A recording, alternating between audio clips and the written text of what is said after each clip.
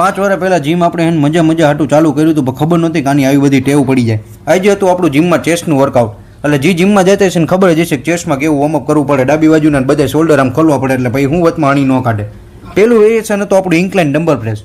Incline dumbbell પ્રેસમાં આપણે 2 set મારી લીધા હતા અને ત્રીજો સેટ લીધો આપણે 30 કિલોમાં, એટલે કે ટોટલ 60 કિલોમાં. 60 કિલોમાં આપણે 8 રેપ માર્યા. એ પછી આપણે બીજું વેરિએશન લીધું, ત્યાં આપણે વચમાં આવી ગયા કાદરીભાઈ જીમના. કાદરીભાઈ ભેગા થોડાક બાઇસેપ ફ્લેક્સ માર્યા અને થોડીક પોઝિંગ શીખું મજા આવી. એ પછી આપણી બીજી એક્સરસાઇઝ હતી કેબલ ફ્લાય. કેબલ ફ્લાયમાં એમ કે તમને કીધું એમ કે 2 સેટ થોડાક હેવી મને, ત્રીજો સેટ એનાથી ને થોડોક હેવી.